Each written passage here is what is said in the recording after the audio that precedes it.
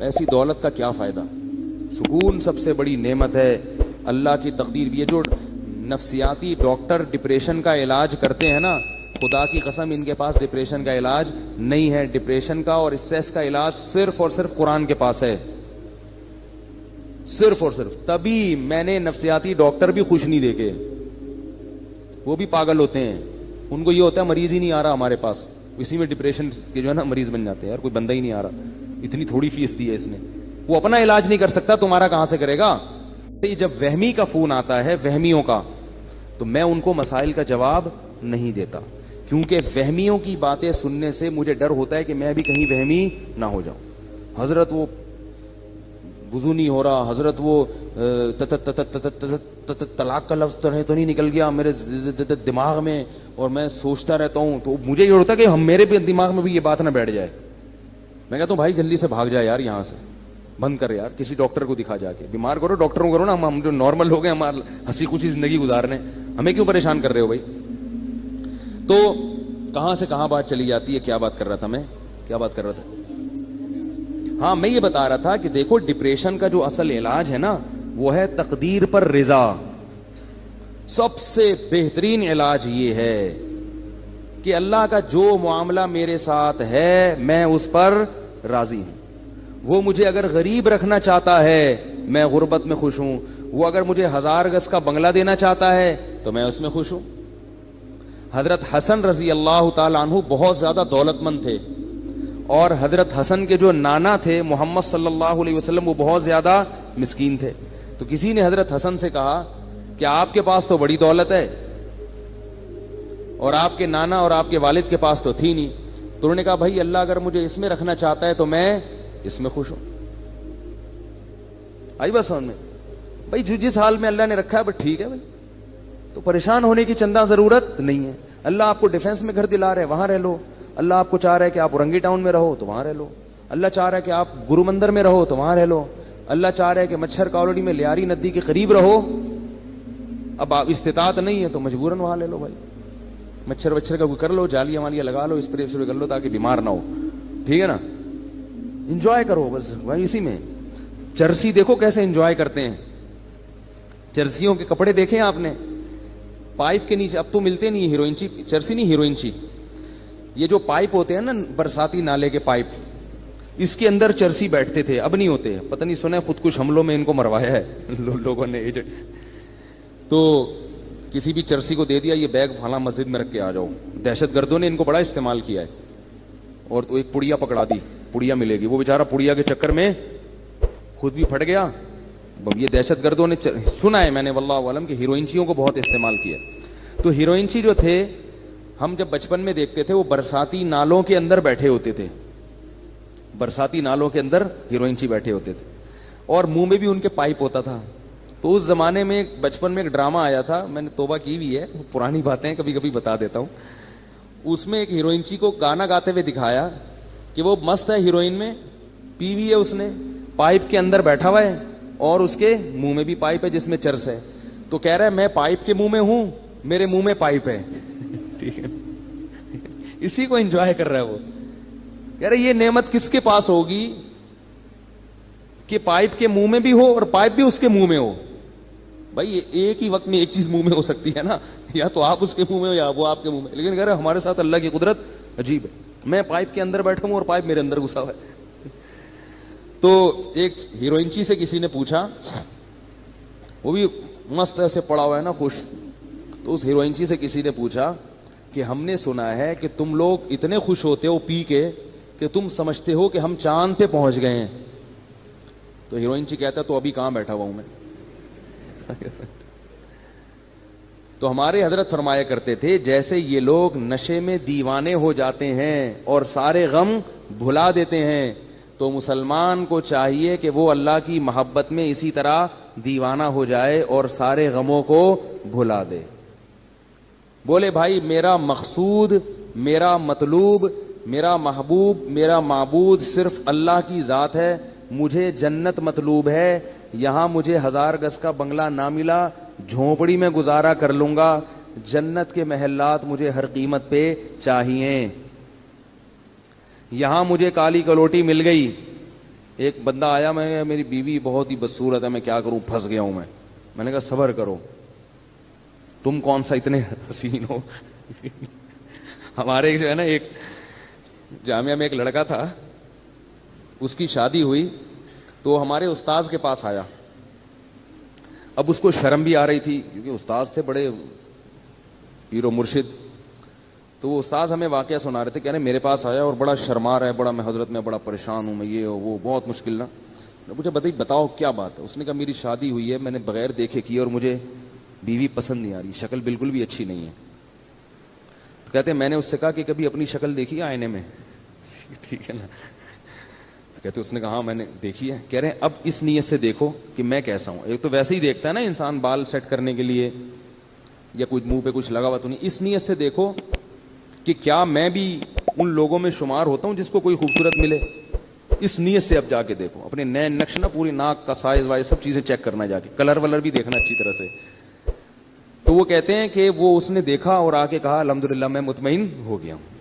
ٹھیک ہے نا, کہ اس ڈیزائن میں مجھے یہ بھی غنیمت ملی. تو ڈپریشن, پریشان, یہ ناشکری ناشکری ناشکری, ہر وقت کیا ہے ناشکری. اتنی ناشکری ہے اس سے کیا ہو جاتے ہیں, ڈپریشن کے مریض بن جاتے ہیں. اگر خوش رہو گے بھائی, یہاں جیسی تیسی مل گئی, جنت میں کیا مل جائے گی. اگر صبر شکر سے زندگی گزاری تو جنت میں کیا ملے گا, حور ملے گی. جنت دنیا میں جو کچھ ملتا ہے نا ہم کو اور آپ کو, وہ اس میں ہماری محنت کا دخل نہیں ہوتا, اس میں تقدیر کا دخل زیادہ ہوتا ہے. کیسے کیسے بدصورت لوگ ہیں, بہت خوبصورت عورتیں مل جاتی ہیں. کیسی کیسی بدصورت عورتیں ہیں, بہت خوبصورت شوہر مل جاتے ہیں. با اخلاق لوگوں کو بد اخلاق بیوی مل جاتی ہے, بد اخلاق کو با اخلاق. تو ایسے سارا سیٹ اپ چل رہا ہے. اور جنت کیا ہے, وہ تو اللہ نے نیک لوگوں کے لیے بنائی ہے. وہ تو ان کو تو اللہ نے اسپیشل حسن دیا ہے جنت کی حوروں کو. فرمایا مقصورات فی الخیام, خیموں میں بند کر دیا, تمہارے لیے بنایا گیا ان کو. تو گزارا چلاؤ بھائی, گزارا چلاؤ. سمجھ رہے ہو, زیادہ پریشان ہونے کی ضرورت نہیں ہے. ویسے بھی بڑھاپے میں سب چیزیں ختم, بڈھی ہو جائے گی پھر دیکھنا اس کو کون حسین. بڑھاپے میں نہ خود حسین رہو گے نہ وہ حسین رہے گی, سب حساب. تو تھوڑے دن کی بات ہے تو صبر کر لو. کیا خیال ہے بھائی؟ یا پھر وہ کام کرو جو میں بولتا رہتا ہوں, گناہ کی طرف مت جاؤ, گناہ کی طرف مت جاؤ, اس کی ٹھکائی لگے گی. گناہ کی طرف جاؤ گے تو کیا ہوگا, حساب و کتاب دینا پڑے گا اس کو. تو اللہ تعالیٰ نے مسلمان کو ٹینشن فری بنایا ہے. مسلمان کو غم ہوتا ہے تو صرف کون سا غم, کہ یار جنت میں پہنچنا ہے میں نے, اللہ راضی ہو جائے. پھر اس حال میں اللہ اگر آپ کو پیسہ بھی دے دے, آپ کوشش کریں, ہاتھ پہ ہاتھ رکھ کے بیٹھ جانا یہ دین ہمیں نہیں سکھاتا. دنیا میں کامیاب ہونے کی بھی کوشش کریں, کوشش میں کامیابی ہو جائے تو بھی ٹھیک ہے, کامیابی نہیں ہو تو بھی ٹھیک ہے, بس خوش رہے انسان اس پہ. تو اب وہ قوم, اب یہ گھروں کا میں اس لیے کہتا ہوں کہ نبی صلی اللہ علیہ وسلم نے فرمایا بدترین چیز جس پہ انسان کا پیسہ خرچ ہو وہ تعمیر ہے. صحیح حدیث ہے بالکل. آپ کے پاس اگر بہت سارا پیسہ ہے نا تو سب سے پہلے کیا کریں آپ, اچھی خوراک کا انتظام کریں. پیٹ میں اچھی چیز اترنی چاہیے, جیم جیلی اور یہ ساری چیزیں چھوڑ دیں, شہد کھایا کریں. ڈالڈا گھر سے نکال دیں. جب اللہ نے آپ کو مالی وسعت دے دی, زیتون اور دیسی گھی لا کے ڈبے رکھ دیں گھر میں. بیگم جو پکے گا گھی میں پکے گا, 10 انگلیاں گھی میں اور سر کڑھائی میں. ٹھیک ہے نا, اب گھی پکے گا ہمارے. بادام کھائیں. ہمارے حضرت کو اللہ نے غربت میں رکھا تو حضرت کے پاس پیسے ہی نہیں ہوتے تھے کچھ کھانے کے, تو وہ 60 سال حضرت نے غربت میں خوشی میں گزارے. اتنی غربت تھی میرے شیخ و مرشد کے پاس 60 سال کی عمر تک, کہ فرماتے ہیں کہ میرے پاس انڈا خریدنے کے پیسے نہیں ہوتے تھے. اور عالم کتنے بڑے تھے, دارالعلوم کورنگی کے شیخ الحدیث تھے, سب سے بڑا مرتبہ. کتنا بڑا ادارہ ہے نا دارالعلوم کورنگی. حضرت مفتی محمد شفیع صاحب رحمہ اللہ کے نائب سمجھے جاتے تھے. اور لیکن لوگوں کو پتہ نہیں چلتا تھا آپ کی غربت کا, کیونکہ رہتے اتنے استغنا کے ساتھ تھے نا کہ لوگ ان سے قرضے مانگنے آتے تھے. یہ نہیں کہ غربت میں اپنے پھٹے پرانے کپڑے پہن کے ایسا صورت بنا لی کہ لوگ مولوی صاحب پہ ترس کھا کے پیسے دینا شروع کر دیں. نہ بڑا استغنا. اور فرماتے ہیں کہ میرا گھر بھی ذرا دور تھا کچی آبادی میں, کیونکہ پیسے تھے ہی نہیں کہ پکی آبادی میں گھر لے لیں. تو فرماتے میں پتہ کیا سوچتا تھا کہ میں چونکہ بادشاہ ہوں اور بادشاہ ذرا ہٹ کے رہتا ہے, بادشاہ تھوڑا سا, تو کہہ رہے ہیں ہمارا اسٹائل تھوڑا سا کیا ہے, ہٹ کے, خوش رہتے تھے. کہتے ہیں ایک دن کیا ہوا کہ ایک مہمان ہمارے گھر آیا, دال کھلائی ہم نے, پھر کچھ دنوں کے بعد آیا, دال پکی ہوئی تھی, پھر آیا, دال پکی ہوئی تھی. تو ایک دن آ کے کہتے ہیں آپ لوگ کیا دال کے علاوہ کچھ نہیں پکتا؟ وہ مہمان بھی تنگ آ گیا نا. تو حضرت فرماتے ہیں کہ اس کے بتانے سے میری توجہ گئی ہے کہ ہمارے ہاں بہت دنوں سے دال پک رہی ہے, اور اللہ نے ان کو اہلیہ بھی ایسی ہی دی تھی, صبر شکر والی, بڑی تعریفیں کرتے تھے اپنی زوجہ کی, وہ ابھی تک ماشاءاللہ حیات ہیں, اللہ ان کی عمر برکت. اللہ فرماتے ہیں کہ مجھے حور بھی مل جاتی تو میں اتنا خوش نہ ہوتا. اللہ نے مجھے ایسی بیوی دلا دی ہے جو ایسی صبر شکر والی ہے جو لاکھوں میں کسی ایک کو ملتی ہوگی, بلکہ کہتے تھے کسی ایک کو بھی نہیں ملی ایسی بیوی. بڑی تعریفیں کرتے تھے اپنی زوجہ کی, کیونکہ انہوں نے کبھی بھی ناشکری, وہ دیکھتی تھی بھائی میرے شوہر غریب ہیں تو جو وہ بھی تو دال ہی کھا رہے ہیں نا, تو ہم بھی دال کھا رہے ہیں, کوئی بات نہیں, اسی پہ گزارا کریں گے. اور ہمارے حضرت کو وہ دعاؤں کی وجہ سے ملی تھی یہ بیوی. ہمارے حضرت کا واقعہ لکھا ہے, وہ بتاتے تھے کہ بچپن میں حضرت کا رشتہ طے کر دیا کسی خاتون سے. اب ان میں حیا بہت تھی, وہ تو پہلے زمانے میں تو نہیں ایسا ہوتا تھا کہ پہلے طے کر لو, ابا کو بتا دو, ابا کرنی ہے کرو, نہیں تو میں جا رہا ہوں. یہ تو اب ہوتا ہے نا. پہلے تو وہ لڑکے جب بالغ ہوتے تھے, ایک تو بالغ ہوتے ہی ماں باپ ان کی شادی کی فکر کرتے تھے, ان میں حیا ختم ہونے سے پہلے پہلے ان کو گھر بار کا کر دیتے تھے. تو ہمارے حضرت کا جب بالغ ہوئے تو حضرت فرماتے ہیں مجھے تو شرم آتی تھی شادی کا نام لیتے ہوئے بھی, ابا نے کہیں ہماری منگنی کر دی, طے کر دیا. اب ابا کو کیسے کہیں ابا یہ پتہ نہیں, یہ ہمارے حضرت تو دیندار تھے بچپن سے, والد صاحب بھی ان کے فرماتے ہیں مجھے بہت دیندار چاہیے تھی, صبر شکر والی. تو کہتے ہیں کہ میں نکل گیا کھیتوں میں جا کے چپکے سے سجدے میں گر کے میں نے اللہ سے دعا مانگی, رویا اللہ کے سامنے, اے اللہ اگر تیرے علم میں یہ میرے لیے بہتر نہیں ہے تو یہ رشتہ کسی طرح سے توڑوا دے. زبان کے چونکہ پکے تھے تو خود نہیں توڑنا, زبان دے چکے ہیں, یہیں کسی طرح جان چھڑوا دے یہاں سے, اور ایسی جگہ کروا دے جو میرے لیے بہتر ہو. تو اللہ کی قدرت یہ ہوئی کہ لڑکی والوں نے خود ہی انکار کر دیا کوئی عذر بنا کے. تو پھر حضرت کی یہاں شادی ہوئی, جہاں جن کو ہم پیرانی صاحبہ کہا کرتے تھے. تو حضرت بڑی تعریفیں کیا کرتے تھے, اور اتنی ان میں حیا تھی کہ وہ حضرت ان کا فرماتے تھے کہ علماء دعوتیں کرتے تھے تو اس میں لوگ اپنی اپنی اہلیہ کو لے کے جاتے تھے. مفتی محمد شفیع صاحب نے کہا کہ آپ بھی اپنی اہلیہ کو لے کر آئیں. میں نے کہا ٹھیک ہے. میری اہلیہ نے کہا میں گھر کی چار دیواری سے باہر نہیں جاؤں گی. بس جائز ہے جانا, یہ نہیں کہہ رہا کہ نبی صلی اللہ علیہ وسلم بھی اپنی زوجہ کو لے کے گئے دعوت پہ, لیکن ان کا مزاج ایسا تھا بھائی میں گھر میں, مجھے نہیں جانا. تو فرماتے ہیں مفتی شفیع صاحب بڑے خوش ہوئے, کہتے جب ہمارے گھر میں ٹیلی فون لگا, حضرت کے گھر میں پردہ ایسا تھا, مزدور 4 مہینے کام کر کے گئے ہیں. ایک مزدور نے کہا یار یہاں کیا جنات رہتے ہیں؟ کیوں بھائی؟ کہہ رہے میں نے 3-4 مہینے اس گھر میں کام کیا, کسی عورت کی آواز میرے کان میں آج تک نہیں پڑی. وہ ذاتی طور پر یہ چیزیں آدمی ڈنڈے کے زور سے تھوڑی بیوی سے یہ سب کچھ کروا سکتا ہے, تو اپنے اندر تقویٰ ہو. اتنا ان میں تھا کہ ان کی آواز کبھی مردوں کے کان میں ان کی اہلیہ کی نہیں پڑتی تھی. تو حضرت فرماتے میں نے جب ٹیلی فون لا کے رکھا گھر میں, ضرورت تھی فون لگوایا, تو میں نے یہ کیا کہ بھائی دیکھو جس عورت میں یہ تقویٰ نہیں ہے نا تو اس کو برا مت سمجھو. جہاں شریعت نے گنجائش دی ہے وہاں گنجائش دی ہے. عورت مرد سے ضرورت کی بات بھی کر سکتی ہے, ضرورت کے وقت گھر سے باہر بھی نکل سکتی ہے, تو اوپر لیول کا ہے نا وہ, یہ تو اپنے زبردستی نہیں کر سکتے اس چیز میں آپ. عورت اگر خود اپنی مرضی سے ایسا کرنا چاہے تو ٹھیک ہے, وہ زیادہ اچھی بات ہے, لیکن آپ زبردستی نہیں کر سکتے ان چیزوں پہ. تو فون میں کیا ہوا, حضرت نے فون لا کے رکھا, فرمایا کہ جب فون آئے آپ جب اٹھائیں تو جب ان نون پرسن ہونا تو بات نہ کریں اس سے. اور پتہ کیسے چلے گا کہ اپنی بہو بیٹی کا فون ہے تو فون پہ تھوڑا سا ہاتھ مار دیں, اگر آگے سے عورت کی آواز آئی ہے تو بات کر لیں, یا اپنے کسی بیٹے کی آواز آئی تو بات کر لیں, ورنہ بات نہ کریں. ہم اگر گھر میں کہہ دیں کہ بھائی جب فون اٹھاؤ تو بولو نہیں, تو میرا خیال ہے اگلے دن بیان نہیں ہوگا. بولیں گے پتہ نہیں کس فنڈامنٹلسٹ سے, بنیاد پرستوں سے کہاں پھنس گئے ہیں, طالبان سے شادی ہو گئی ہے. ٹھیک ہے نا, لیکن ہم بھی ایسے ہی, ہم کون سا اتنے پرہیزگار ہیں.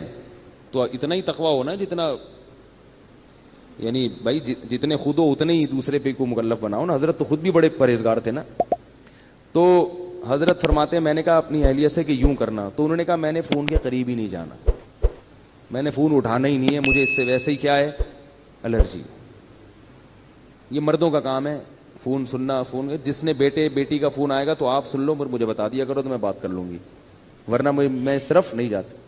تو بڑی اللہ نے صبر شکر والی زندگی دی تھی ان کو. تو حضرت فرماتے ہیں اسی غربت کی ایام میں ایک انڈے والا آیا, ٹھیک ہے نا, انڈے بیچ رہا تھا, تو وہ ابلے ہوئے انڈے نا, تو وہ کہتے ہیں ہمارے گھر آیا, بولے مولوی صاحب کتنے انڈے لیا کرو گے آپ مجھ سے, بھئی آپ کے گھر کے اتنے افراد ہیں, میاں بیوی ہیں, بچے بھی ہیں. تو اس کا خیال تھا کہ 4-6 انڈے تو لے لیا کریں گے.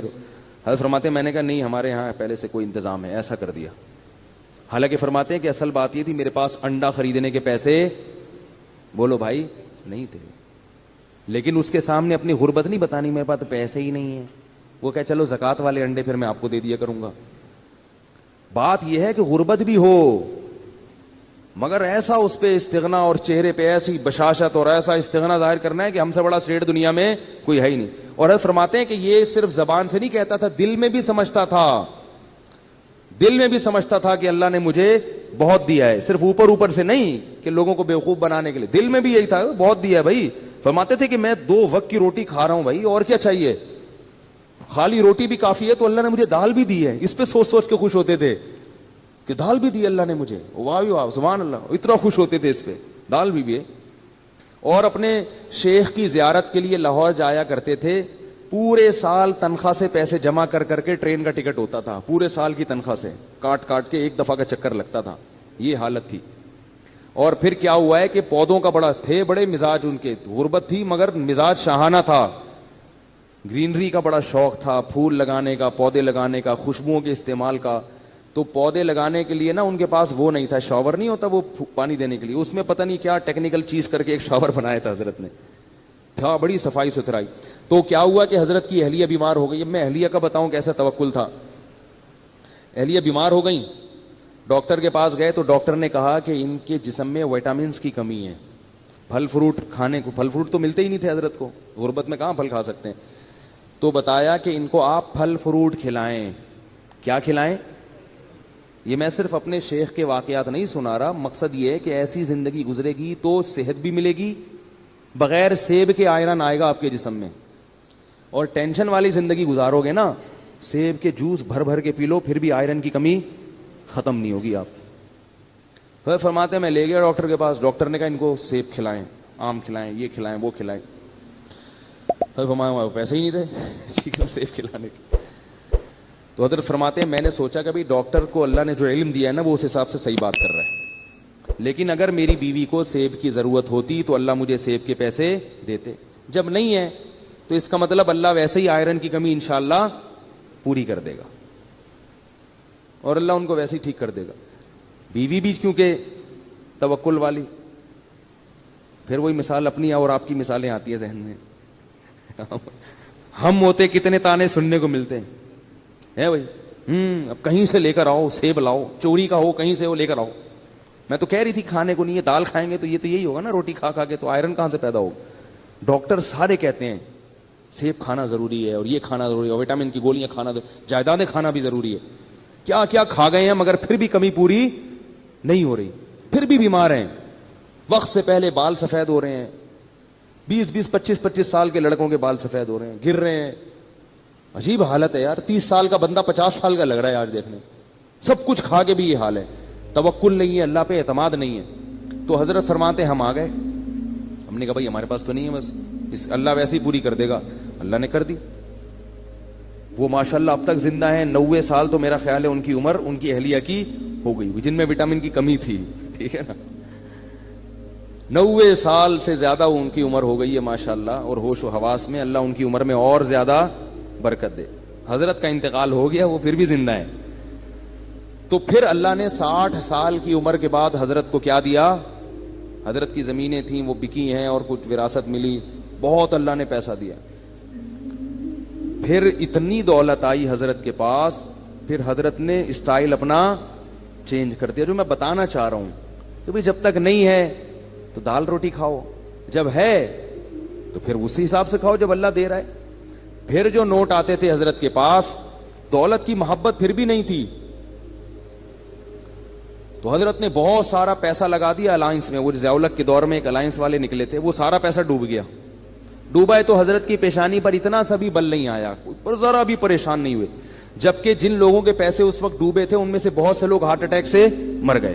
تو حضرت نے ان کا نام رکھا شہدائے الائنس, شہدائے الائنس. یہ الائنس والوں کو, اور حضرت فرماتے ہیں کتنی گھٹیا موت ہے, پیسے چھن گئے تو مر گئے, کیا دکھاؤ گے منہ اللہ کو؟ اللہ کہے گا کھانے کو روٹی تو مل رہی تھی, سر چھپانے کی جگہ تو تھی. تو حضرت کا بہت سارا پیسہ ڈوب گیا, مگر حضرت پر ایسے ذرہ برابر بھی پیشانی پہ لکیر نہیں آئی. کیوں؟ وہ کہتے تھے یار رہنے کے لیے گھر تو ہے نا, اور کھانے کے لیے روٹی تو مل رہی ہے, تو وہ تو ویسے ہی مسافر خانہ ہے, ساتھ تھوڑی لے کے جانا ہے, ٹھیک ہے نا, ایسے ہی خوش ہے. جو حضرت کے ساتھ اس وقت تھے نا, وہ کہتے ہیں کہ ہم نے اتنا زیادہ کسی میں حوصلہ نہیں دیکھا, اتنی بڑی رقم ڈوب گئی اور بڑے آرام سے بیٹھے ہوئے ہوں, بڑے آرام سے, کچھ ہو ہی نہیں رہا. حضرت گھر کو گھر کہتے ہی نہیں تھے, مسافر خانہ کہتے تھے. جب سعودی عرب سے آئے ہیں عمرہ کر کے, تو وہ گھر پہنچ گئے اپنے, تو جو میزبان تھے نا سعودیہ میں, انہوں نے حضرت کو فون کیا کہ آپ گھر پہنچ گئے ہیں. انہوں نے کہا میں مسافر خانے میں بیٹھا ہوں ناظم آباد کے. پھر 2 دن بعد فون کیا, حضرت گھر پہنچ گئے. انہوں نے کہا ابھی بھی ناظم آباد کے مسافر خانے میں ہوں. اس نے کہا آپ مسافر خانے میں کیا کر رہے ہیں, گھر کیوں نہیں جا رہے؟ انہوں نے کہا بھائی یہ مسافر خانہ ہی ہے, گھر ور نہیں ہوتا مسلمان کا. اور واقعی اب دیکھو نا, حضرت کا جنازہ اٹھ گیا نا, قبر میں چلے گئے, ثابت ہو گیا نا کہ واقعی وہ کیا تھا, مسافر خانہ تھا, ثابت ہو گیا. تو ہم لوگ ہیں بے وقوف جو گھر کو گھر سمجھتے ہیں. تو کیا تھا کہ حضرت کو جب اللہ نے دولت دی تو نوٹوں کی گڈیاں رکھی ہوتی تھی اتنی بڑی بڑی, اس میں سے حضرت اپنی ضرورت کے پیسے رکھتے تھے, باقی سارے فی سبیل اللہ صدقہ. اس میں سے گیس کا بل نکالیں گے, جو ضرورت کی چیز خریدنی ہے. گاڑی خریدی حضرت نے, گاڑی کیسی خریدی؟ اب دیکھو پیسہ آتا ہے تو لوگ اپنے اوپر خرچ نہیں کرتے, یہ بھی کنجوسی ہے. وہ بحریہ ٹاؤن میں پلاٹ لے لو, بس پلاٹ لے لو, بس پلاٹ لے لو. ابے بھائی خرچ کرو اللہ کے بندو. حضرت نے ایک فلیٹ بھی خریدا, وہ اس لیے خریدا کہ میں آج مر جاؤں گا تو یہ مدرسے کا گھر ہے, میری زوجہ کہاں رہیں گی, اس نیت سے خریدا کہ میرے مرنے کے بعد میری زوجہ کے لیے انتظام, بولو نا بھائی, ہونا چاہیے. اور بچے کی سب کی شادیاں ہو گئی تھی, وہ الگ ہو گئے تھے, الگ رہتے تھے, تو ان کا تو انتظام ہو گیا. بس ایک زوجہ میں اگر مر گیا تو ان کا کیا بنے گا, یہ تو مدرسے کا گھر ہے, ٹھیک ہے نا. تو یہ مدرسہ یہاں رہتا ہے نہیں رہتا, تو بھائی ان کے لیے فلیٹ خرید لیا. وہ بھی جب اللہ نے بس وہ فلیٹ گئے نہیں, اس میں گئے نہیں. اس کے علاوہ باقی پیسوں کا کیا کرنا ہے, اب کیا پلاٹ خریدنا, کیا گھر خریدنا, گاڑی خریدو. سب سے پہلے خوراک, حضرت نے سب سے پہلے پیسہ کہاں خرچ کیا, خوراک. بھائی خوراک, اب پہلے تو اللہ چلا رہا تھا بغیر خوراک کے ہی, پیسے نہیں تھے. اب اللہ کہے گا اب ہے تو اب تو سیب کھاؤ نا, آئرن کی کمی, ورنہ آئرن کی کمی ہوگی. دولت مند آدمی اگر سیب نہیں کھاتا اس میں آئرن کی کمی ہوتی ہے. غریب آدمی کچھ بھی نہ کھائے پھر بھی فٹ رہتا ہے, کیونکہ اللہ نے اس کو دیا ہی نہیں کچھ, تو اللہ کہتے ہیں اسی میں پوری کر دوں گا میں. شیر کو آئرن کی کمی کے لیے سیب کھانا پڑتا ہے بھائی. شیر میں وٹامن سی کی کمی کہاں سے پوری ہوتی ہے, وہ صرف گوشت کھاتا ہے, اور اسی گوشت میں وٹامن اے بھی ہے, ڈی بھی ہے, سی بھی ہے, سب کچھ ہے اس میں. تو اللہ ہر چیز سے ہر چیز پوری کر سکتے ہیں. ہم خالی گوشت کھانا شروع کر دیں تو مر جائیں گے تھوڑے دنوں میں. تو اب کیا تھا کہ حضرت نے سب سے پہلے کس پہ توجہ دی, خوراک. خوراک ایسی خاندانی, اوہ ہٹو بچوں, بادام صبح, اور 1 گلاس خالص دودھ, بہترین خاندانی قسم کا سیب چھلا ہوا. چھلکے فرماتے تھے, ڈاکٹر نے ایک دفعہ حضرت کو کہا کہ چھلکوں میں طاقت زیادہ ہوتی ہے. حضرت فرمایا پھر چھلکے آپ کھایا کریں. مزاح بہت تھا ہمارے حضرت کی, خوش ہوتا ہے نا انسان تو مزاح بھی ہوتا ہے طبیعت میں. پھر یہ آپ کھائیں گے وٹامن, ٹھیک ہے نا. تو اس لیے کہ چھلکے ہضم نہیں ہوتے نا, وہ وٹامن کا کیا کرنا ہے جو ہضم ہی نہ ہو. ڈاکٹر بھی تو بعض پھینکو ہوتے ہیں, بس بول دیتے ہیں, یہ نہیں دیکھتے کہ اس کا کیا نقصان بھی ہوگا, کیا فائدہ ہوگا. چھلکوں میں طاقت زیادہ ہے. اللہ کے بندے, چھلکے اللہ نے جانوروں کے لیے بنائے, ان کو بھی تو کچھ کھانے دو.